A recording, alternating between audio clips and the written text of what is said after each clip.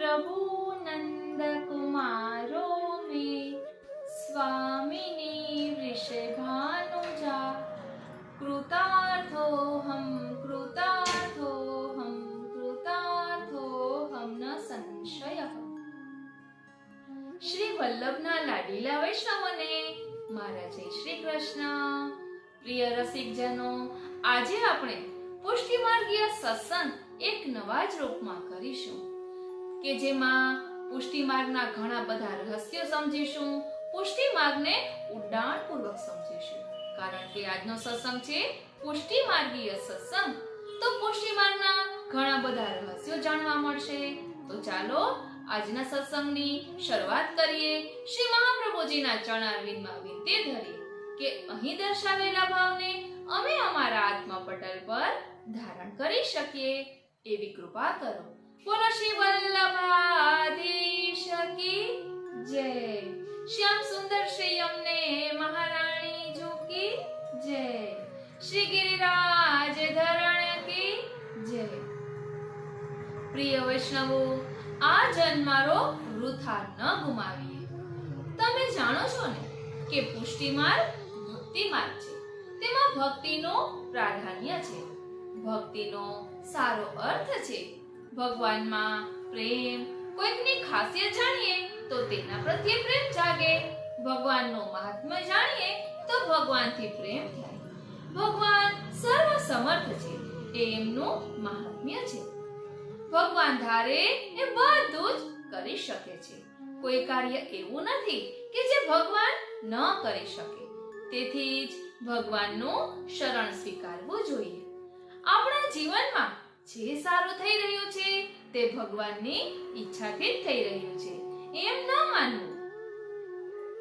એટલે જે થઈ રહ્યું છે તે ભગવાનની ઈચ્છાથી જ થઈ રહ્યું છે એમ માનવું, અને જે વિપરીત થઈ રહ્યું છે ને તેમાં પણ ભગવાનની મરજી માનવી, એનું નામ શરણાગતિ।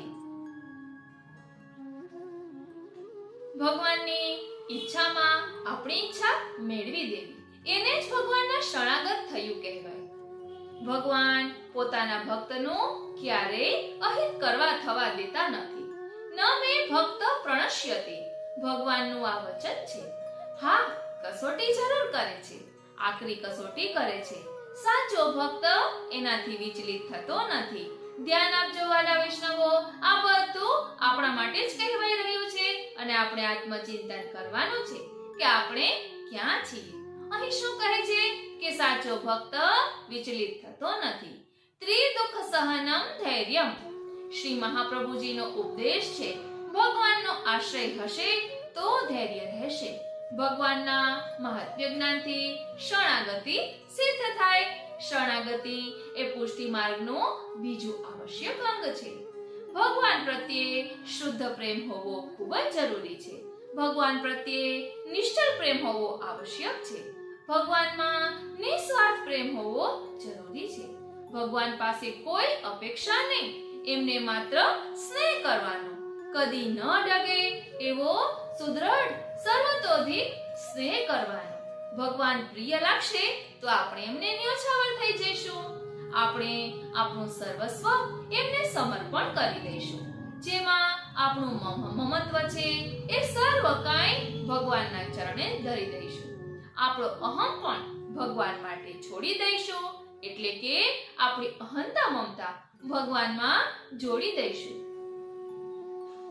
ભગવાનમાં સ્નેહના કારણે સમર્પણ સિદ્ધ થશે। ધ્યાન આપજો વાલા વૈષ્ણવો, ભગવાનમાં સ્નેહ થશે તો સમર્પણ પણ સિદ્ધ થશે।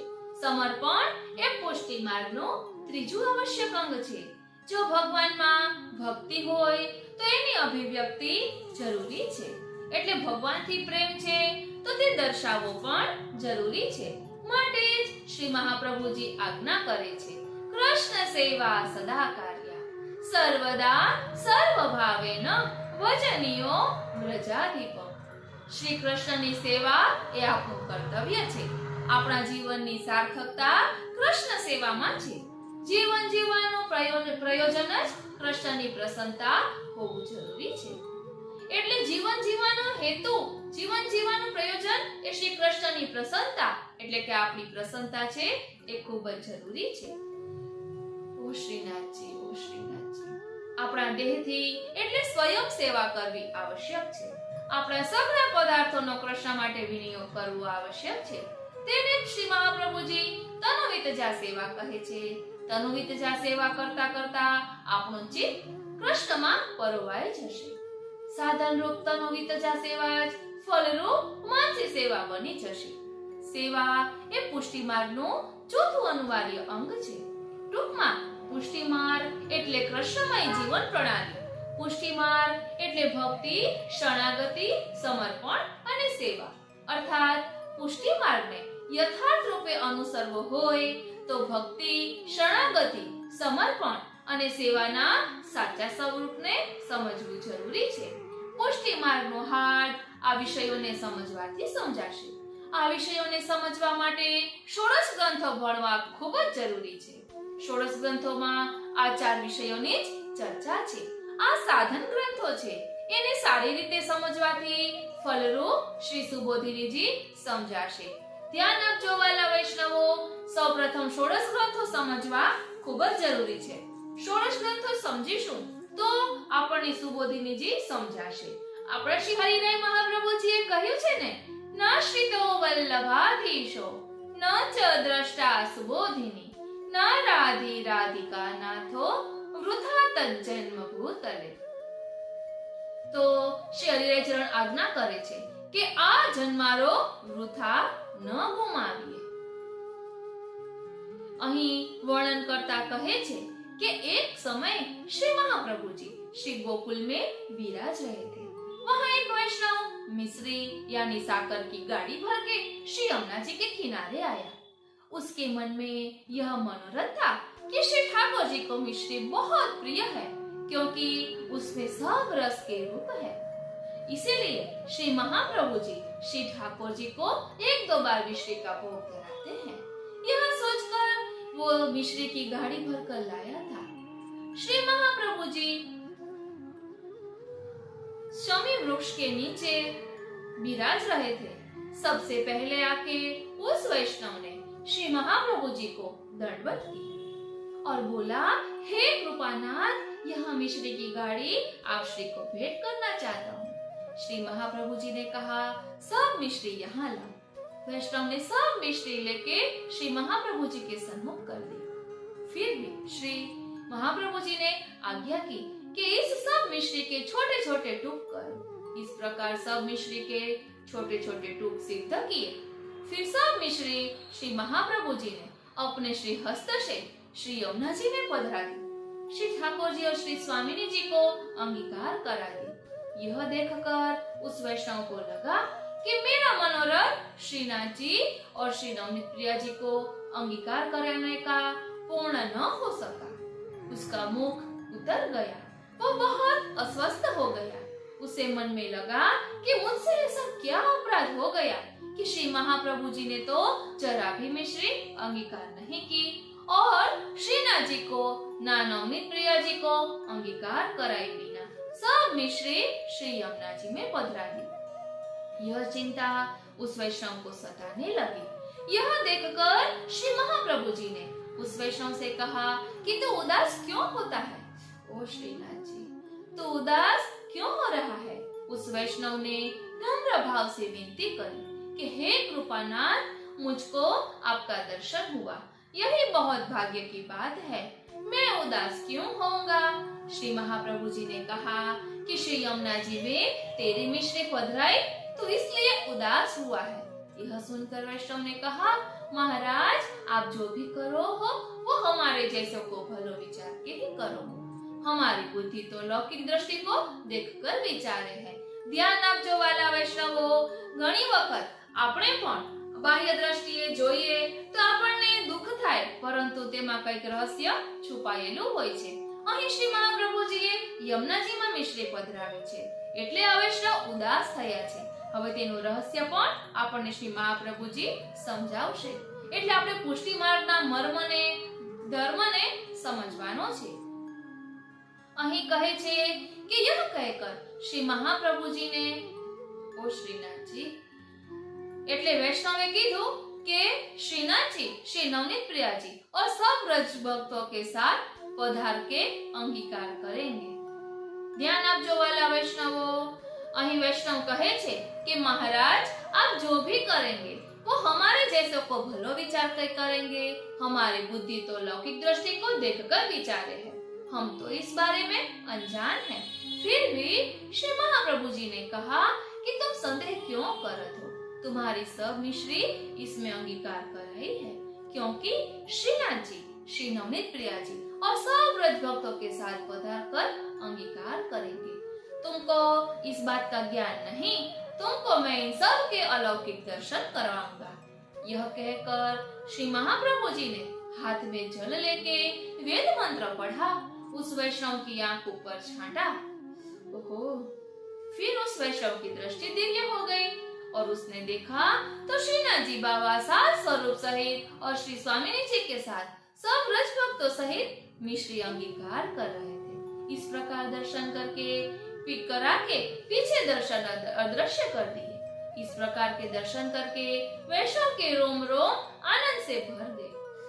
श्रीनाथ जी, उसने फिर भी श्री महाप्रभु जी को दंडवत की और विनती की, महाराज अपनी कृपा मुझ पर सदा रखना, मेरा सब मनोरथ आपने पूर्ण किया। એટલે વાલા વૈષ્ણવો, આવો આપણો પુષ્ટિ માર્ગ છે કે આપણે બાહ્ય દ્રષ્ટિએ કંઈક અલગ લાગે અને તેની પાછળ કંઈક અલગ જ વિચાર હોય છે। વાલા વૈષ્ણવો, આપણે વૈષ્ણવ કહેવાઈએ છીએ, તો વૈષ્ણવ એટલે શું અને વૈષ્ણવ કોણ છે? તો ચાલો તેનું સ્વરૂપ થોડું સમજીએ। बोलो श्री वल्लभाधीश की जय, श्याम सुंदर श्री यमुने महारानी जो की जय, श्री गिरिराज धरण की जय। પુષ્ટિ માર્ગની રાહ એ વૈષ્ણવોની રાહ તરીકે ઓળખાય છે, પરંતુ પુષ્ટિ માર્ગમાં પૂછો કે વૈષ્ણવ કોણ છે, તો એ પ્રશ્નનો જવાબ કદાચ આપણી પાસે નહીં હોય। વૈષ્ણવ હોવા છતાં પણ વૈષ્ણવનો અર્થ ખબર જ ન હોય તો આપણે વૈષ્ણવ શાના? વેદોમાં કહ્યું છે કે ભવસાગરમાં અટવાયેલો જે જીવ તન મન અને ધનનો સદુપયોગ ભગવત સેવા અને ભગવત ભજન પાછળ કરે છે તે જીવ વૈષ્ણવ કહેવાય છે। ઉપનિષદમાં કહે છે કે હર્ષ અને શોક, સુખ અને દુઃખથી પર રહીને સર્વત્ર પ્રભુને જુએ છે। દેહ ઇન્દ્રિયોના ધર્મમાં મોહ પામતા નથી, જેમને જન્મ કર્મ ધર્મ વર્ણ જાતિ વગેરે વિશે અભિમાન થતું નથી, તે સર્વે જીવો પ્રત્યે સમદ્રષ્ટિ રાખે છે। જેઓ પ્રભુ અને ગુરુના ચરણોમાં એક સમાન નિષ્ઠા રાખે છે, જેઓ ભગવદીઓ પ્રત્યે સ્નેહ રાખે છે, તેવા જીવોને વૈષ્ણવ કહેવાય છે। ઈશ્વર સંહિતામાં કહે છે કે જે જીવ ભગવાન વિષ્ણુ અને ભગવાન કૃષ્ણ વચ્ચે એકેશ્વરવાદને માને છે તે વૈષ્ણવ છે, અને તે એકેશ્વરવાદ મુજબ ભગવાન વિષ્ણુ અને ભગવાન કૃષ્ણ વચ્ચેના સામ્યને માનનારા સંસારી જીવ તથા કૈલાશવાસી ભગવાન શિવ પણ શામિલ થઈ જાય છે। આથી એમ કહી શકાય કે ભગવાન શિવ પણ વૈષ્ણવ જ છે। આથી જ આપણા પુષ્ટિ માર્ગમાં પણ ભગવાન શિવજીને શ્રી ઠાકોરજીના ભક્ત તરીકે એક અલગ જ સ્થાન આપવામાં આવ્યું છે। બીજા શબ્દોમાં કહીએ તો વૈષ્ણવ માન્યતા ધરાવતા દરેક સંપ્રદાયમાં ભગવાન કૃષ્ણને જ આરાધ્ય દેવ ગણવામાં આવે છે। આથી તે ભાવને અનુરૂપ ભગવાન કૃષ્ણને સંબંધિત જે ભક્તો રહેલા છે તે તમામ વૈષ્ણવ રૂપે જ રહેલા છે। શ્રીમદ ભગવદ ગીતામાં વૈષ્ણવ કોણ છે તેના સંદર્ભમાં બે અર્થ કહ્યા છે। પહેલા અર્થમાં કહે છે કે જે જીવ મન, કર્મ અથવા વાણી દ્વારા પણ કોઈ જીવને દુઃખ આપતો નથી તેને વૈષ્ણવ કહે છે। ધ્યાન આપજો વાલા વૈષ્ણવો, અહીં શું કહ્યું છે કે જે જીવ મન, કર્મ અથવા વાણી દ્વારા બીજા જીવને દુઃખ આપતા નથી તે વૈષ્ણવ છે। તો આપણે આત્મચિંતન કરવાનું કે શું આપણે મન, વચન, કર્મ અને વાણી દ્વારા કોઈને દુઃખ પહોંચાડતા નથી, અને જો પહોંચાડતા હોઈએ તો તેમાં સુધારો લાવવાનો છે। આપણે વૈષ્ણવ કહેવાઈએ તો એ નામની સાર્થકતા પણ થવી જોઈએ. અહીં કહે છે કે બીજા અર્થમાં કહીએ તો જે જીવ સર્વત્ર અને સર્વજ્ઞ ભક્ત ભગવાન વિષ્ણુને જ જુએ છે તે વૈષ્ણવ છે. શ્રી મહાપ્રભુજી કહે છે કે વૈ એટલે ભગવદીય અને શ્રમ એટલે કે કૃષ્ણ અને વ એટલે વલ્લભ. એટલે કે જ્યારે પુષ્ટિ માર્ગની રાહે નીકળેલ પ્રવાસી ભગવદીયમાં સ્નેહ રાખે છે, શ્રી વલ્લભના ચરણોમાં સમર્પણ કરે છે અને શ્રી કૃષ્ણની સેવા કરી તેમની કૃપા મેળવે છે, ત્યારે તે વૈષ્ણવ બને છે. શ્રી ગુસાઈજી પ્રભુચરણ કહે છે કે જે જીવ પોતાના માટે નહીં બલકે બીજાના દુઃખ જાણી અહંકાર રહિત રહી પરોપકાર કરે તેવા જીવને વૈષ્ણવ કહેવાય છે. જ્યારે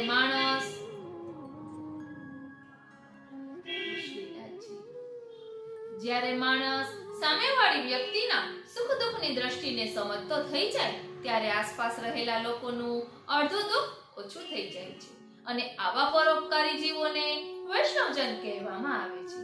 આવા વૈષ્ણવજનોના મળવા માત્રથી અન્યનું જીવન પણ સુમેળભર્યું થઈ જતું હોય છે.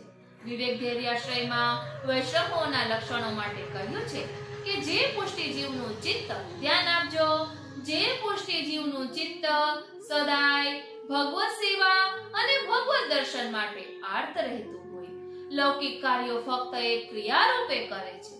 ઓ શ્રીનાથજી, પોતાની વાણી અને મનને સંયમમાં રાખે છે, પોતાના ગુરુ એટલે કે વલ્લભ કુલાચાર્ય પ્રતિ શ્રી ઠાકોરજી સમાન અને તેથી વધુ ભાવ રાખે છે અને અન્ય પુષ્ટિજીવો તથા ભગવદીઓ પ્રત્યે પ્રેમથી વધુ વિશેષ સ્નેહ ભાવ રાખે છે, તે સાચો વૈષ્ણવ કહેવાય છે.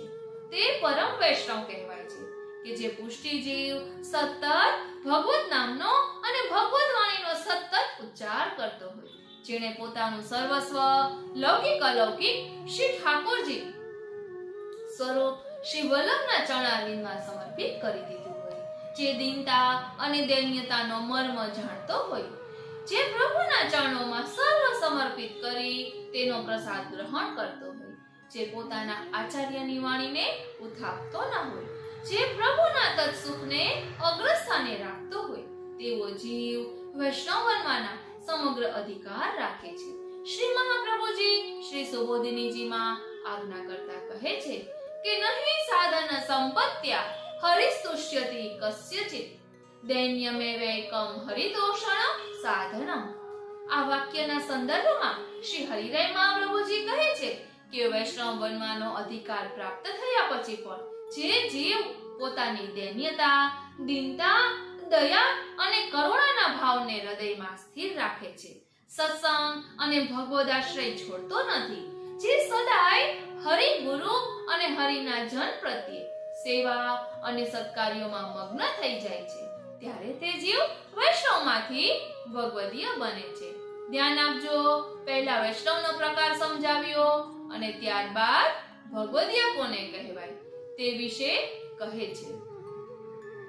અહીં કહે છે કે મનુસ્મૃતિમાં કહ્યું છે કે શ્રી વલ્લભ અને વ્રજમાં વસનારા વ્રજરાજકુમાર અર્થાત શ્રી ઠાકોરજીને માનનારા જીવોએ અન્ય ધર્મોનો ત્યાગ કરીને પોતાનું ધ્યાન કેવળ અને કેવળ ભગવાન શ્રી કૃષ્ણને ભજનારા ભગવદીઓ પ્રત્યે કેન્દ્રિત કરવું જોઈએ. ભગવાનના તિલકાયત ઓ શ્રીનાથજી, ઓ શ્રીનાથજી, ભગવાન શ્રી કૃષ્ણને ભજનારા ભગવદીઓ પ્રત્યે કેન્દ્રિત કરવું. પુષ્ટિ માર્ગના તિલકાયત શ્રી ગોવિંદાજી મહારાજ હંમેશા પોતાના વૈષ્ણવોને આજ્ઞા કરીને કહેતા કે પુષ્ટિ માર્ગમાં પ્રવેશ મળ્યા બાદ જીવે વિચારવાનું છે કે આ માર્ગ એ પ્રેમનો માર્ગ છે, પરંતુ શું જીવ પ્રેમના ભાવમાં સમર્પણ ભાવ મેળવીને ચાલવા સક્ષમ છે કે નહીં? અને જે જીવો વૈષ્ણવો અને ભગવદીઓ તરફ પ્રેમ અને અનુરાગ રાખે છે તેમના પર પ્રભુની તથા વલ્લભની અપાર પ્રસન્નતા અને કૃપા ઉતરે છે. ધ્યાન આપજો, જે જીવ વૈષ્ણવો અને ભગવદીઓ તરફ પ્રેમ અને અનુરાગ રાખે છે તેમના પર પ્રભુની તથા શ્રી વલ્લભની અપાર પ્રસન્નતા અને કૃપા ઉતરે છે. આથી ટૂંકમાં કહેવું હોય તો એમ કહી શકાય કે જ્યારે જીવોમાં શ્રી ઠાકોરજી અને શ્રી વલ્લભના સેવકો પ્રત્યે પુષ્ટિભાવ સિદ્ધ થઈ જાય છે, ત્યારે તે જીવ વૈષ્ણવ બનવાની સીમામાં પ્રવેશી જાય છે. બોલો શ્રી વલ્લભાધીશ કી જય. આપણે વલ્લભ સાખીમાં ગાઈએ છીએ ને, શ્રી વલ્લભ પર રુચિ નહીં, ના વૈષ્ણવ સો સ્નેહ, તાકો જન્મ વૃથા જૂત્યો, જ્યો ફાગુન કો મેં. એટલે જે દૈવી જીવ ને શ્રી વલ્લભ પર પ્રીતિ નથી, રુચિ નથી કે વૈષ્ણવો પ્રત્યે સ્નેહ નથી, એવા દૈવી જીવો તો પેલા ફાગણ માસમાં વરસાદ પડે ને એના જેવા છે. કેમ કે ફાગણ માસમાં વરસાદ પડવાથી ખેડૂતોને ખેતી માટે કંઈ જ લાભ થતો નથી. તેમ વૈષ્ણવો પર જે દૈવી જીવને સ્નેહ નથી તેનો જન્મ વૃથા એટલે કે અર્થહીન છે. સાખીનો ભાવાર્થ સમજવા માટે શ્રી વલ્લભના 84 સેવકોમાં 27મા સેવક માધવ ભટ્ટ કાશ્મીરી, તેઓ પ્રથમ તો કેશવ ભટ્ટ જે કાશ્મીરમાં કથા કહેતા તેમના સેવક હતા. એક વખત તે કેશવ ભટ્ટ કોઈ દક્ષિણા આચાર્ય અહીંયા કાશ્મીરમાં આવ્યા છે તો મુલાકાત કરવી એ ભાવથી શ્રી વલ્લભને મળવા આવ્યા. તે વખતે શ્રી આચાર્યજી મહાપ્રભુજી શ્રી સુબોધિનીજી કહી રહ્યા હતા. તે દશમ સ્કંધની યુગલ લીલાના જે પ્રસંગો શ્રવણ કર્યા તે વખતે ખૂબ જ આનંદ તો થયો, પણ એ કથા પ્રસંગ ભાગવતજીમાં પણ નથી, તો તેનો વર્ણન શ્રી આચાર્યજી વલ્લભાચાર્યજી કેવી રીતે કરી શકે? તેવો પ્રશ્ન મનમાં ન થયો. તેથી શ્રી સુબોધિનીજી શ્રવણ કરીને પણ તેમને શ્રી વલ્લભના સ્વરૂપનું જ્ઞાન ન થયું, પરંતુ શ્રી સુબોધિનીજીના બ્રજલીલાના ગૂઢ પ્રસંગો વારંવાર શ્રવણ કરવાનું મન તો થયું, પણ પોતે મહાન પંડિત અને ભાગવતજીના પ્રખર જ્ઞાતા છે એવો અહંકાર હોવાથી વિદ્યામદને લીધે વૈષ્ણવની સાથે નીચે ન બેસતા પછી વલ્લભના આસન બરોબર બીજું આસન બિછાવીને તેના પર બેસીને સાંભળતા. જ્યારે કેશવ ભટ્ટના શિષ્ય માધવ ભટ્ટ વૈષ્ણવો સાથે બેસી દાસ ભાવથી કથા સાંભળતા. તે પણ કેશવ ભટ્ટ કાશ્મીરીના સેવક હોવાથી ભાગવતજીના જ્ઞાતા તો હતા જ, તેથી તેમને શ્રી સુબોધિનીજીની લીલા શ્રવણ કરતાની સાથે જ સમજાઈ ગયું કે વ્રજની યુગલ પ્રભુની આ લીલા તો શ્રી સુખદેવજી રચિત ભાગવતજીમાં પણ નથી. તેથી માધવ ભટ્ટને શ્રી વલ્લભના સ્વરૂપનું જ્ઞાન થઈ ગયું. તેથી હવે શ્રી વલ્લભ શ્રી સુબોધિનીજી કહેવી પૂરી કરે કે માધવ ભટ્ટ વૈષ્ણવો સાથે જઈને બેસતા ત્યારે વૈષ્ણવોના મુખથી વાર્તા સાંભળતા. તે જોઈને કેશવ ભટ્ટથી જીવાયું નહીં. તેથી એક દિવસ કેશવ ભટ્ટે માધવ ભટ્ટને કહ્યું કે હું જ્યારે પણ ભાગવત કથા કરવા બેસું છું તો ત્યાં તું હવે આવતો નથી અને અહીંયા વૈષ્ણવોની હસી મશ્કરીની વાર્તા કેમ સાંભળે છે અને તે તને સારી લાગે છે? ત્યારે તો માધવ ભટ્ટને પોતાના ગુરુ કેશવ ભટ્ટની આ વાત સહન ન થઈ શકતા. પોતાના ગુરુને સ્પષ્ટ કહી દીધું કે તમારી કથા કરતા પણ વધારે આનંદ શ્રી વલ્લભના સેવકોની હાસી મશ્કરીની વાર્તા સારી લાગે છે. માધવ ભટ્ટનો આવો જવાબ સાંભળીને કેશવ ભટ્ટ સમજ્યા કે હવે આ માધવ ભટ્ટ અમારા કામનું રહ્યો નથી. તેથી શ્રી હરિરાયજીએ વલ્લભ સાખીની 61મી સાખીમાં કહ્યું છે કે શ્રી વલ્લભ પર રુચિ નહીં, ના વૈષ્ણવ સો સ્નેહ, તાકો જન્મ વૃથા જૂત્યો, જ્યો ફાગુન કો મેં. એટલે આ કેશવ ભટ્ટજીને ના તો વૈષ્ણવનું સ્વરૂપ સમજાયું, ના તો શ્રી વલ્લભનું સ્વરૂપ સમજાયું, એટલે સુબોધિનીજીના ભાવને સમજી ના શક્યા. આ સાખીને અનુરૂપ બીજો એક પ્રસંગ 84 વૈષ્ણવોમાં વાર્તા ક્રમાંક 2 કૃષ્ણદાસ મેઘનની વાર્તામાં આવે છે. તે શ્રી વલ્લભ જ્યારે સોરમજી પધાર્યા ત્યારે કૃષ્ણદાસ મેઘનની વિનંતીથી કેશવાનંદ યોગીને દર્શન આપ્યા. ત્યારે કેશવાનંદ યોગીએ કૃષ્ણદાસ મેઘનને ટોણો મારતા કહ્યું કે તે બીજા ગુરુ કેમ કર્યા? ત્યારે કૃષ્ણદાસ મેઘને કહ્યું કે મેં ગુરુ તો આપને જ કર્યા છે, પણ આપનાથી, આપની જ કૃપાથી મને પુરુષોત્તમની પ્રાપ્તિ થઈ છે. આપે સંવત 1535ના વૈશાખ વદ 11ના દિવસે એ આજ્ઞા કરતા કહ્યું હતું કે એવો અનુભવ થયો છે કે ભારતમાં કોઈ સ્થળે ઈશ્વરનો અવતાર પ્રગટ થઈ ચૂક્યો છે. તે કારણે તો મને આ શ્રી વલ્લભ પુરુષોત્તમની પ્રાપ્તિ થઈ છે. ત્યારે આ કેશવાનંદ યોગી પરમ સિદ્ધ હોવા છતાં દૈવી ન હતા. તેથી તેને શ્રી વલ્લભ સાધારણ આચાર્ય સ્વરૂપે જણાયા. અને તેથી તેને ભાવ ન થતા કેશવાનંદ યોગીએ શ્રી વલ્લભ તરફ ઈશારો કરી કૃષ્ણદાસ મેઘરને કહ્યું કે આ તને પૂર્ણ પુરુષોત્તમ દેખાય છે. હું જાણું છું કે આપે કૃષ્ણરાયની સભામાં માયાવાદીઓને પરાસ્ત કરી ભક્તિ માર્ગની સ્થાપના કરી, તેથી આપ એક મહાન આચાર્ય જરૂર છે, પણ તેથી હું આપને પૂર્ણ પુરુષોત્તમ કેમ માની? ત્યારે કૃષ્ણદાસ મેઘરને હૃદયમાં અત્યંત ક્ષોભ થયું અને તે વખતે પોતાના ગુરુને પણ શ્રી વલ્લભમાં શ્રી પુરુષોત્તમના દર્શન થાય તે હેતુથી ત્યાં કેશવાનંદ યોગી સન્મુખ જે કુંડમાં અગ્નિ પ્રજ્વલિત હતી તેમાંથી સળગતા લાલ લાલ અંગારા કૃષ્ણદાસ મેઘરને પોતાના હાથમાં લઈ લીધા અને પછી બોલ્યા કે જો આ શ્રી વલ્લભ પૂર્ણ પુરુષોત્તમ ન હોય તો મારા હાથ બળી જાય. એમ કહી એક ઘડી એટલે કે 24 મિનિટ સુધી હાથમાં રાખ્યા છતાં પણ કૃષ્ણદાસ મેઘરના હાથને આંચ ન આવી. આ અંગારા હાથમાં જ્યાં સુધી ધરી રાખ્યા તે દરમિયાન કૃષ્ણદાસ મેઘર એટલું સમજી ગયા કે આ મારા ગુરુ માનતો હતો એ કેશવાનંદ યોગીને મારા હાથમાં સળગતા અંગારા છે, છતાં એમને એની કોઈ વ્યથા કે ચિંતા થતી નથી અને શ્રી વલ્લભ પ્રત્યે સાધારણ આચાર્યનો ભાવ રાખે છે. અને છેવટે કૃષ્ણદાસ મેઘરને બ્રહ્મ સંબંધ થયે પૂર્વના ગુરુ પ્રત્યેનો મોહ ભંગ થયો. તેથી શ્રી હરિરાયજી આ સાખીમાં કહે છે કે શ્રી વલ્લભ પર રુચિ નહીં, ના વૈષ્ણવ સો સ્નેહ, તાકો જન્મ વૃથા જો ત્યો જ્યો ફાગુન કો મેં. આવો આપણો પુષ્ટિ માર્ગ છે. બોલો શ્રી વલ્લભાધીશ કી જય. એટલે આપણે પુષ્ટિ માર્ગમાં પ્રવેશ તો મેળવી લીધો છે, પરંતુ શું ઓ શ્રીનાથજી આપણામાં પુષ્ટિ માર્ગ પ્રવેશ્યો છે કે નહીં તેનું ભાવ દર્શન આપણે કરવાનું, તેનું આત્મચિંતન આપણે કરવાનું છે.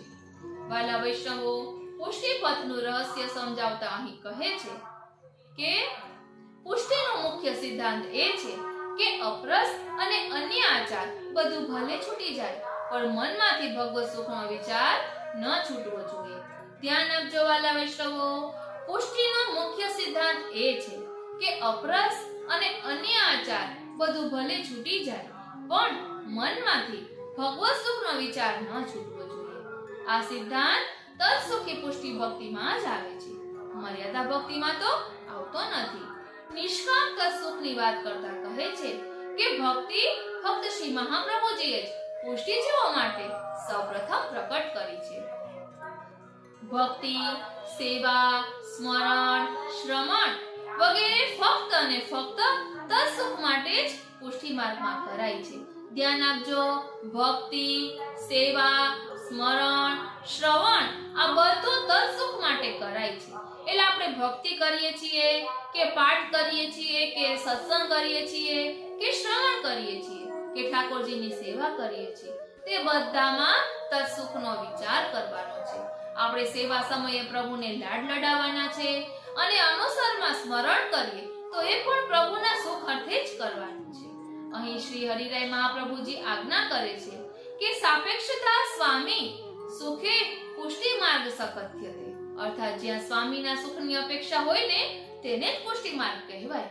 પ્રભુની આજ્ઞા હોવા છતાં શ્રી રામદાસજી પંખો કરતા કરતા પોતાના સુખ માટે પ્રભુના દર્શન કરવાની ના પાડી દીધી, કારણ કે તેમાં તત્સુખ હતો જ નહીં.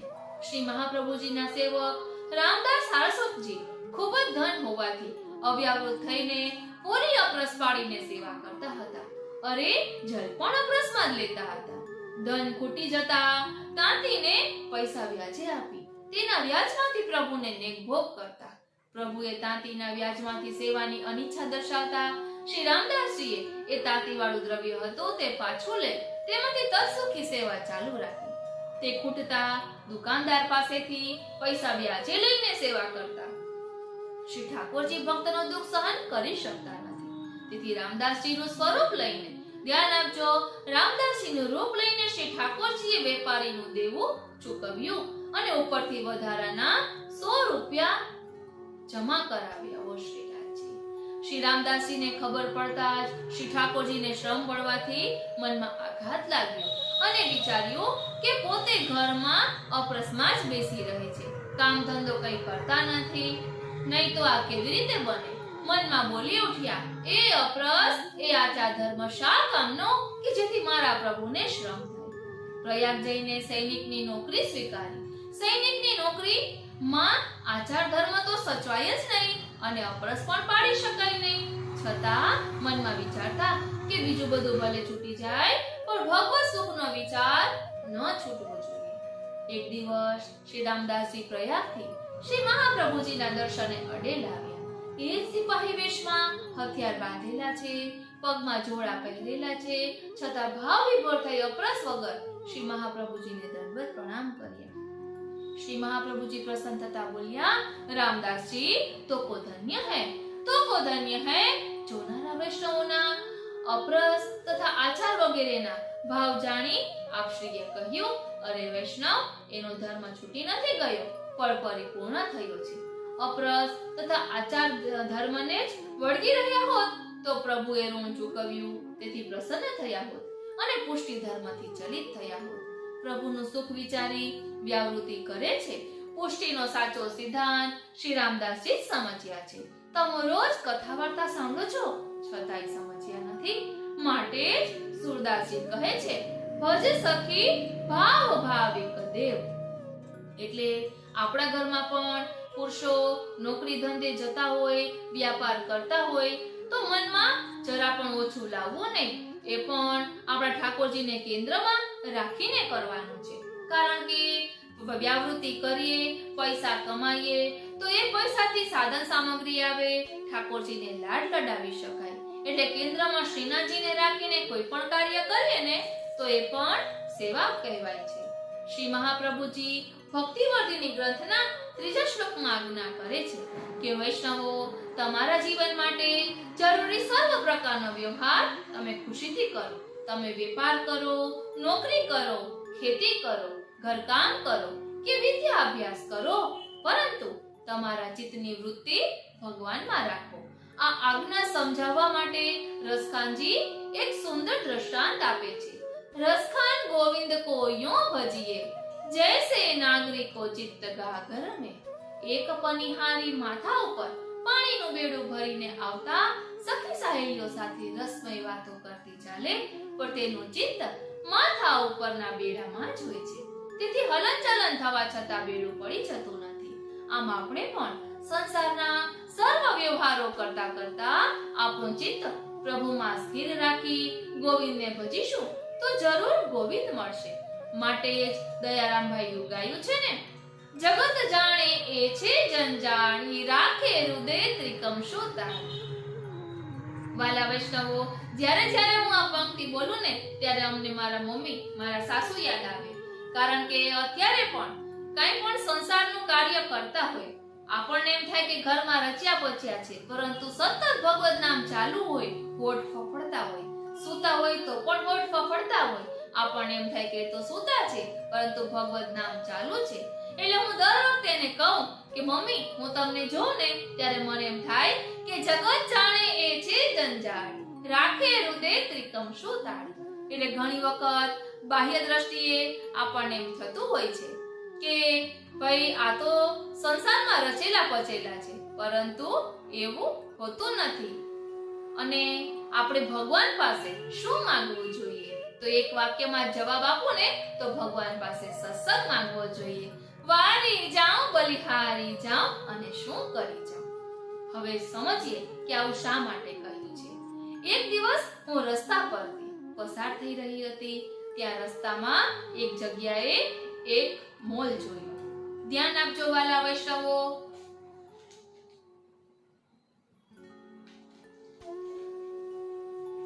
ભગવાનનો સદગુણ મોલ. તમારી જિજ્ઞાસા વધી ગઈ ને? વિચાર્યું કે આ દુકાનમાં જઈને તેમાં શું સામાન મળે છે, તો તે ચોક્કસ જોવું જોઈએ. જેવો એવો વિચાર આવ્યો કે તરત જ એ દરવાજો જાતે જ ખુલી ગયો. ધ્યાન આપજો વાલા વૈષ્ણવો, ખૂબ જ સમજવા જેવું છે. ખબર પડી કે આપણામાં થોડી જિજ્ઞાસા થાય તો દરવાજો જાતે જ ખુલી જાય છે, ખોલવાની જરૂર પડતી નથી. એટલે આપણે પણ સત્સંગ, સેવા, સ્મરણ માટે જિજ્ઞાસા વૃત્તિ, આતુરતા રાખવી જોઈએ. અહીં કહે છે કે મેં મારી જાતને દુકાનની અંદર પ્રવેશી ચૂકેલ જાણી. મેં દુકાનની અંદર જોયું કે બધે દેવદૂતો ઊભા હતા. એક દેવદૂતે મને ટોપલી આપી અને કહ્યું, મારી વાલી બાળકી, કાળજીપૂર્વક ખરીદી કરજે. અહીંયા એ બધું છે જેની મનુષ્યને જરૂર હોય છે. દેવદૂતે કહ્યું, જો તમે એક સાથે ટોપલી ઉપાડી શકતા ન હો તો તમે પાછા આવો અને ફરીથી ટોપલી ભરી શકો છો. હવે મેં બધી વસ્તુઓ જોઈ. પહેલા ધીરજ, પછી પ્રેમ, પછી સમજણ ઉપાડી, પછી વિવેકના 2 ડબ્બા લીધા. આગળ વધીને આસ્થાના 2 ડબ્બા ઉપાડ્યા અને મારી ટોપલી ભરી દીધી. પછી પવિત્રતા આવી. હું તેને કેવી રીતે છોડી શકું તેવા વિચાર સાથે આગળ વધી. પછી શક્તિનું બોર્ડ આવ્યું. પવિત્રતા અને શક્તિ પણ લીધી. હિંમતને પણ એમ વિચાર કરીને લીધી કે હિંમત વગર જીવનમાં કોઈ કામ નહીં આવે. થોડી વધુ સહિષ્ણુતા લીધી અને પછી મુક્તિનું બોક્સ પણ લીધું. મારા પ્રભુને ગમતી બધી જ વસ્તુઓ મેં ખરીદી લીધી. પછી મારી નજર પ્રાર્થના પર પડી અને મેં તેનું એક બોક્સ ઉપાડ્યું. એમ વિચારીને કે આટલા બધા ગુણો હોવા છતાં જો હું કદી ભૂલી જઈશ તો પ્રભુને પ્રાર્થના કરીશ કે ઈશ્વર મને માફ કરે. ખુશ થઈને ટોપલી ભરી. પછી કાઉન્ટર પર જઈને દેવદૂતને પૂછ્યું, સાહેબ, આ બધા સામાન માટે મારે કેટલું બિલ ચૂકવવું પડશે? દેવદૂતે કહ્યું કે મારી વાલી બાળકી, અહીં બિલ ભરવાની રીત પણ દિવ્ય છે હો. હવે તમે જ્યાં પણ જાઓ ત્યાં આ વસ્તુઓનું ખૂબ વિતરણ કરો અને લૂંટાવવું. તમે જેટલી ઝડપથી લૂંટશો ને એટલી ઝડપથી બિલ ચૂકવાતું જશે. આ વસ્તુઓનો બિલ આ રીતે જ ચૂકતે કરાય છે. આ દુકાનમાં જે કોઈ વિરલા પ્રવેશે છે ને તે માલામાલ બની જાય છે. તે આ ગુણોનો આનંદ માણે છે અને લૂંટાવે પણ છે. ભગવાનની આ દુકાનનું નામ છે સત્સંગની દુકાન. વારી જાઉં, બલિહારી જાઉં અને શું કરી જાઉં. ભગવાન પાસેથી આપણને સર્વ ગુણોનો ખજાનો મળ્યો જ છે. છતાંય જ્યારે ખજાનો ખાલી થઈ જાય ને ત્યારે પણ સત્સંગમાં આવીને ટોપલી ભરી લો. હે પ્રભુ, હું આ દુકાનમાંથી એક વસ્તુ પણ ગ્રહણ કરી શકું એવી કૃપા કરજે. નિષ્કર્ષ એ છે કે જે પ્રાપ્ત છે તે પર્યાપ્ત છે. સદૈવ પ્રસન્ન રહો. વાલા વૈષ્ણવો, નાથદ્વારામાં જે સ્વરૂપ બિરાજમાન છે એ પ્રકટ પુરુષોત્તમ છે, કોઈ મૂર્તિ નથી.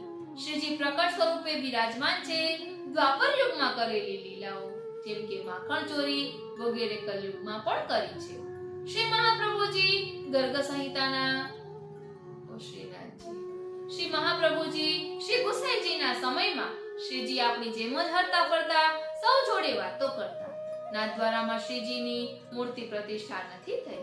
પોતાના ભક્ત એવા મેવાડના રાજકુમારી અજબ કુંવરબાઈનું વચન પાડવા શ્રીજી સ્વયંવરથી નાથદ્વારા પધાર્યા છે. માટે શ્રીનાથજીની મૂર્તિ એમ ક્યારેય ન બોલવું. આ વાતની સાવચેતી જરૂર રાખવી. ગર્ગ સંહિતા જે આચાર્ય ગર્ગ દ્વારા રચિત ગ્રંથ છે. ગર્ગાચાર્યજી ગોલોકધામમાં દિવ્યાત્મા અને યુદ્ધકોળના રાજ પુરોહિત હતા. એમણે ભગવાને કરેલી લીલાઓ, ગોલોકધામનું વર્ણન વગેરે જેવા ઘણા ઉલ્લેખો ગર્ગ સંહિતામાં કર્યા છે. શ્રીજીનું પ્રાકટ્ય આજથી લગભગ 600 વર્ષ પહેલા છે અને એમની ભવિષ્યવાણી હજારો વર્ષ પહેલા દ્વાપર યુગમાં રચિત ગર્ગ સંહિતામાં જોવા મળે છે. ગૂઢ લીલા એ છે કે જ્યારે અક્રૂરજી ભગવાનને મથુરા લઈ જવા માટે આવે છે ત્યારે નંદ બાવા તો હૃદય પર ભાર મૂકીને પ્રભુને મથુરા જવાની પરવાનગી આપે છે, પરંતુ માતા યશોદા કોઈ વાતે માનતા નથી. પ્રભુ મનાવવાના ઘણા પ્રયત્નો કરે છે. છેવટે જ્યારે યશોદાજી નથી માનતા ત્યારે ભગવાન એમની સામે ઠાડા રહ્યા. ભગવાન કહે, માં, અત્યાર સુધી મેં કેટલીય લીલાઓ કરી, એમાંથી આપને કઈ લીલા સૌથી વધુ પસંદ છે? તો યશોદાજી કહે, લાલા, જ્યારે ઇન્દ્રયાગના બદલે ગોવર્ધન યાગ કર્યો હતો અને ઇન્દ્રે વર્ષાવૃષ્ટિ કરી ત્યારે તે ગિરિરાજ બાવાને પોતાના શ્રી હસ્તમાં ઉંચકી વ્રજવાસીઓની રક્ષા કરી હતી. એ લીલા મને અત્યંત પ્રિય છે. ત્યારે તો ગોવર્ધનનાથ કહેવાયું. પ્રભુ એ જ રીતે યશોદામાના સામે ઠાડા થયા. ડાબો શ્રી હસ્ત ઊંચો કર્યો, જમણો શ્રી હસ્ત કમર પર ધર્યો અને ભગવાને પોતાના શ્રી અંગમાંથી જ પોતાનું એ ગોવર્ધનનાથનું સ્વરૂપ પ્રકટ કર્યું. બોલો શ્રી ગોવર્ધનનાથ કી જય. અને માતા યશોદાને કહ્યું, સ્વરૂપે હું તારી સાથે રહીશ. આ હું જ છું. જેમ મને લાડ લડાવતી એમ મારા સ્વરૂપને પણ લાડ લડાવજે. જ્યાં સુધી યશોદાજી અને નંદ બાવા ભૂતલ પર હતા ત્યાં સુધી એ સ્વરૂપ એમની સાથે જ રહ્યું. અને જ્યારે આ બંને ભૂતલનો ત્યાગ કર્યો ત્યારબાદ એ શ્રી ગોવર્ધનનાથજીનું સ્વરૂપ શ્રી ગિરિરાજી પર્વત પર એટલે શ્રી ગિરિરાજી બાવાની અંદર ગુપ્ત રીતે સમાઈ ગયું. આ રીતે શ્રી ગોવર્ધનનાથજી શ્રીનાથજીનું સ્વરૂપ ખરેખર દ્વાપર યુગમાં પ્રકટ થયું છે અને એ સ્વરૂપ આજે નાથદ્વારામાં બિરાજમાન છે. એ કોઈથી મૂર્તિકારે સિદ્ધ કરેલું સ્વરૂપ નથી. અજબ કુંવરનો કાંડો પકડી ચાલ્યો મારો નાથજી, વ્રજની બાળાયા સોસારે તરુવર ભેટી બાથજી, રણને લીલા છમ કરી દીધા વૃંદાવન વેરાનજી. આ કાવ્ય ઇન્દિરા બેટીજીનું પ્રસિદ્ધ છે, જેમાં પ્રકાર દર્શાવ્યો છે. નાથદ્વારાના હાલના શ્રીનાથજીને લાવનાર અજબપુરીબાઈ પરમ વૈષ્ણવ થઈ ગયા. અજબપુરી મૂળ સિંહાળ ગામના હતા. શ્રીનાથજીનું પ્રાકટ્ય શ્રી ગોવર્ધનગીરીની કંદરામાંથી થયું છે. અજબપુરબાઈની ત્યાં પ્રેમવશથી શ્રીનાથજી ચોપટ રમવા પધારતા હતા. એકવાર શરત મૂકી કે જે ચોપટમાં હારે તે બીજાની શરત પાડે તો ચોપટમાં શ્રીનાથજી હારી ગયા. શરત મુજબ શ્રીનાથજીને અજબપુરીબાઈને વરદાન માંગવાનું કહ્યું. ત્યારે અજબપુરીબાઈએ કહ્યું કે હે પ્રભુ, હવે આ વ્રજમાંથી મારે ઘેર પધારો. શ્રીનાથજીએ કહ્યું કે હું વ્રજ છોડી મેવાડમાં કેવી રીતે આવું? અજબપુરીબાઈએ કહ્યું, તમે મેવાડમાં આવો તો મારું મેવાડ વ્રજ બને. શ્રીનાથજીએ કહ્યું કે હું ચોપાટમાં તમને વચન આપી ચૂક્યો છું, તેથી 150 વર્ષ પછી મેવાડ આવીશ. શ્રીનાથજી પ્રથમ શ્રી ગોવર્ધનધર પર બિરાજ્યા હતા. તે બધા સ્થાન શ્રી ગોવર્ધનનાથજી શ્રીનાથજીની ચરણ ચોકી તરીકે જાણીતા છે. સંવત 1623 ના માઘવદી સપ્તમીને દિવસે શ્રી ગુસાઈજીને ત્યાં મથુરામાં, શ્રી ગિરધરજીને ત્યાં બિરાજ્યા. જૂના ગ્વાલિયર રાજ્ય માળવામાં ચંબલ ઉપર દંડોતર ધામમાં શ્રીજીનો રથ અટક્યો હતો. ત્યાંથી કૃષ્ણપુરી આગ્રા, ત્યાંથી કિશનગઢ જોધપુર મારવાડ ચાંપાસેમાં, ત્યાંથી મહારાણા રાયસિંહના સમયમાં ઉદયપુર શ્રીજી બિરાજ્યા હતા. ત્યાંથી સિંહાણમાં ઈસવીસન 1728 માઘ વદ માં બિરાજ્યા હતા. શ્રીનાથજીને મેવાડ એટલે કે નાથદ્વારામાં પધારતા 29 માસ અને 7 દિવસ થયા હતા. આજે જ્યાં શ્રીનાથજી બિરાજે છે તે અજબકુંવરબાઈની કોટડી એટલે કે ઘર છે. અજબકુંવરે શ્રી ગુસાઈજીના પરમ ભગવદીય સેવક થઈ ગયા. આ મંદિરે રાયસિંહજીએ બનાવી.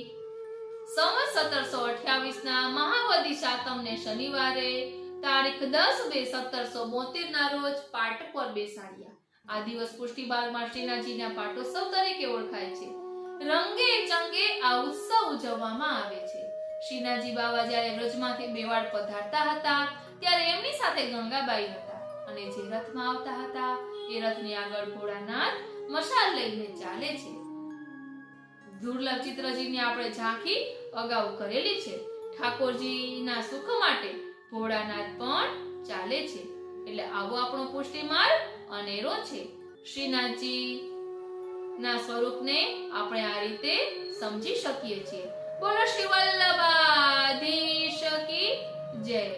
શ્યામ સુંદર શ્રી અમને મહારાણી જુ કી જય. શ્રી ગિરિરાજ ધરણ કી જય. વાલા વૈષ્ણવો, તદીય અને તાદ્રશી વૈષ્ણવ એટલે શું? આવો પ્રશ્ન આપણા મનમાં થતો હોય તો શ્રી મહાપ્રભુજી આજ્ઞા કરે છે કે આપણે કરેલ બ્રહ્મ સંબંધનું સ્મરણ તાદ્રશી વૈષ્ણવો સાથે બેસીને કરવાનું છે. આ તાદ્રશી વૈષ્ણવનો વિચાર કરીએ છીએ ત્યારે બે પ્રકારના વૈષ્ણવનો વિચાર આવે છે. એક તો તદીય અને બીજું તાદ્રશી. પેલું તદીય વૈષ્ણવ આ પહેલી કક્ષાના વૈષ્ણવો છે. તદીય એટલે ભગવાનના બનેલા સમર્પિત વૈષ્ણવો. તેઓ હજી તનુવિતજા પ્રકારની સેવાથી જીવન ગુજારે છે. અને તાદ્રશી વૈષ્ણવો એટલે તાદ્રશ એટલે ભગવાન જેવા જ બનેલા. આવા વૈષ્ણવો માનસી સેવાની ચરમ કોટીએ પહોંચેલા હોય છે. તદીય વૈષ્ણવોને પ્રયત્નપૂર્વક જપ પાઠ આદિ કરવા પડે છે. જ્યારે તાદ્રશી વૈષ્ણવોને તે બધું સહજ હોય છે. આવા તાદ્રશી વૈષ્ણવનું ઉદાહરણ જોઈએ તો શ્રી ગુસાઈજીના સેવક ચાચા હરિવંશજીનો પ્રસંગ વાંચવો. તેમને અષ્ટાક્ષર મંત્ર સિદ્ધ થયેલો હતો. એમના રોમ રોમમાંથી અષ્ટાક્ષર મંત્રનો ધ્વનિ નીકળતો હતો. એકવાર એમને યમુનાજી પાર કરવાનો પ્રસંગ આવ્યો. કિનારા પર કોઈ નાવ ન હતી. એમની જોડે એક બીજા વૈષ્ણવ પણ હતા. ચાચાજી તેને કહ્યું કે હું જ્યાં પગ મૂકીશ ને ત્યાં તું પગ મૂકીને ચાલજે. ચાચાજી શ્રી યમુનાજીના વિશાળ પટ ઉપર ચાલ્યા. પેલા વૈષ્ણવને વિચાર આવ્યો કે ચાચાજી અષ્ટાક્ષર બોલે છે તો હું પણ અષ્ટાક્ષર બોલું છું, તો હું શું કામે એમના પગલામાં પગ મૂકું. તે વૈષ્ણવ સહેજ બાજુમાં પગલું મૂકવા ગયા કે ત્યાં ડૂબવા લાગ્યા. ચાચાજીએ તેમનો હાથ પકડી લીધો અને કહ્યું કે પ્રભુએ મારી વાત સાંભળી છે, તારી વાત હજી સાંભળી નથી. આપણા બંનેના અષ્ટાક્ષર મંત્રમાં ના રટણમાં આટલો ફરક છે. એટલે આપણે પણ સમજવાનું છે કે આપણે જે જપ પાઠ કે કંઈ પણ કરીએ છીએ એ પ્રભુ સુધી પહોંચે છે કે નહીં, આપણા આત્મામાં ધારણ થાય છે કે નહીં. અહીં ચાચાજીએ કહેલી વાતનો અર્થ એ છે કે એમને અષ્ટાક્ષરનું રટણ સહજ થઈ રહ્યું છે. આપણે તો જપ કરવા બેસીએ ત્યારે પ્રયત્નપૂર્વક એ મંત્રને પકડવો પડે છે. એવા પ્રયત્નપૂર્વક જપ કરતા પણ જીભ ઉપર કેવળ શબ્દો જ રહી જાય છે, મન તો બીજે ભટકતું હોય છે. જપની એકાગ્રતા ચાલી જાય છે. તાદ્રશી વૈષ્ણવે પલાઠી વાળીને જપ કરવા બેસવું પડતું નથી, સહજ રીતે ચાલે છે. આપણે તનુરીત જ આ સેવા માટે તત્પર રહેવું પડે છે. એમને માનસી સેવા સહજ રીતે થાય છે. એમના હૃદયમાં પ્રભુ હાજર બિરાજે છે. આવા તાદ્રશી વૈષ્ણવ ભગવતરૂપ બનેલા હોય છે. આવા વૈષ્ણવો જ્યાં હોય ત્યાં પ્રભુ સાક્ષાત બિરાજે છે એવો ભાવ થાય છે. બોલો શ્રી વલ્લભાધીશ કી જય. વાલા વૈષ્ણવો, પ્રભુને જે ભૂલાવે ને એવા જ વિચારોને ચોર કહેવાય છે. તે આપણે જાગતા ન હોઈએ તો હૃદયરૂપ નગરમાં બેસી જાય છે. આપણું દૈવી જીવન તે અમૂલ્ય ધન છે. દૈવી જીવનની પ્રત્યેક ક્ષણ અમૂલ્ય છે. તેને બીજા વિચારો રૂપી ચોર લૂંટી લે છે. જેણે પોતાના દૈવી જીવનની આ રીતે કિંમત કરી હોય તેઓ બુદ્ધિમાન જીવ જાગતો રહે છે અને પોતાના દિવ્ય જીવનની પ્રત્યેક ક્ષણનો પ્રભુની સન્મુખતામાં ઉપયોગ કરતો હોય છે. અષ્ટાક્ષરના સતત સ્મરણની આજ્ઞા શ્રી મહાપ્રભુજીએ કરી છે. જાગૃત જીવ આ આજ્ઞાના પાલનમાં તત્પર થઈ જાય છે. દુર્લભો માનુષો દેહાના ક્ષણભંગો, એટલે કે મનુષ્ય દેહ દુર્લભ છે. તેમાં પણ વૈષ્ણવ કુલમાં, તેમાં પણ શ્રી મહાપ્રભુજીનું શરણ. આમ ઉત્તરોત્તર દેહી જીવન પ્રાપ્ત થવું મુશ્કેલ છે. તે આપણને શ્રી મહાપ્રભુજીની કરુણાથી પ્રાપ્ત થયું છે. આવો દુર્લભ દેહ મળવા છતાં તે ક્યારે પડી જશે તે આપણે જાણતા નથી. જેનું સમગ્ર જીવન પ્રભુમય બની ગયું છે તેવો બળભાગી જીવ તો ભાડુથી મકાન ખાલી કરી પોતાના ઘરના મકાનમાં રહેવા જાય તેમ લૌકિક દેહ છોડતી વખતે દિવ્ય દેહ પ્રાપ્ત કરી પ્રભુના ધામમાં પ્રવેશ કરે છે. પણ જેનું સમગ્ર જીવન પ્રભુમય બન્યું નથી તેને જાગૃત રહી પ્રભુમય સમર્પિત કરતો રહેશે. પ્રભુનું માનીને સંસારની જવાબદારી નિભાવવી તે સમયે પણ અષ્ટાક્ષરનું સ્મરણ ભૂલવું ન જોઈએ, કારણ કે આ શ્રીની આજ્ઞા છે. વ્યાવૃતોપી હરો ચિત્તમ, વ્યાવૃતિમાં પણ અષ્ટાક્ષરનું સ્મરણ સતત કરો. દીવાન બનેલો ફકીર દીવાનપણાનું કાર્ય કરીને પોતાના મહેલમાં આવતો ત્યારે ફકીરનો જબ્બો પહેરીને ખુદાને પુકાર્યા કરતો, હે માલિક, મેં તો તને મેળવવા ફકીરી લીધી છે, તું કબ મિલેગા.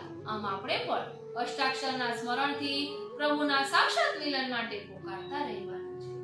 આપણી કરુણ પોકારથી પ્રભુ જ્યારે આપણા હૃદયમાં પધારે છે ત્યારે ભૌતિક દેહ રૂપી કેદખાનામાંથી જીવને છોડાવીને દિવ્ય દેહ પ્રાપ્ત કરાવી પોતાના ધામમાં પ્રવેશ કરે છે. બોલો શ્રી વલ્લભાધીશ કી જય. શ્યામ સુંદર શ્રી અમને મહારાણી જુ કી જય. શ્રી ગિરિરાજ ધરણ કી જય. વાલા વૈષ્ણવો, પુષ્ટિ માર્ગીય વૈષ્ણવે ફક્ત શ્રી કૃષ્ણનો જ આશ્રય કરવાનો છે તો અન્ય દેવ દેવીઓ પ્રત્યે કેવો ભાવ રાખવો તે સત્સંગ આપણે અલગથી આવતા પાઠમાં લઈશું. આજનો આ સત્સંગ શ્રીનાથજી, શ્રી યમુનાજી, શ્રી મહાપ્રભુજીના ચરણારવિંદમાં સમર્પિત કરું છું અને એ જ વિનંતી ધરું છું કે અહીં દર્શાવેલા ભાવને અમે અમારા આત્મપટલ પર ધારણ કરી શકીએ એવી કૃપા કરો. વાલા વૈષ્ણવો, આ બધી પોસ્ટ પુષ્ટિ માર્ગીય સત્સંગ કરીને ફેસબુકમાંથી ગોતી છે, ખૂબ જ સુંદર છે.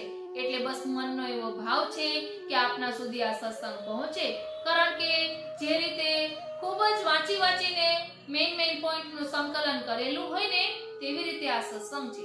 માટે આપના પ્રિયજનો સુધી જરૂરથી પહોંચાડશો કે જેના કારણે આ બધું આપણે જાણતા હોઈએ ને છતાં પણ પાછું વાંચીએ કે સાંભળીએ ને તો જે કચરો આપણે કેમ ગાડી સાફ કરીએ કે કાચ સાફ કરીએ તો રજ હોય એ સાફ કરીએ તો ચોખ્ખું થઈ જાય, પછી ચોખ્ખું મોઢું દેખાય, એવી જ રીતે આપણા હૃદયમાં પણ આવી રજો અલગ અલગ પ્રકારે ભરાઈ જતી હોય છે. એના કારણે આપણે આ બધું ભૂલી ગયા હોય છે. ભલે આપણે જાણતા હોઈએ પણ આ રીતે સત્સંગ કરવાથી આવા બધા દોષો દૂર થાય છે. માટે સત્સંગ કરતા રહેવું અને કરાવતા રહેવું.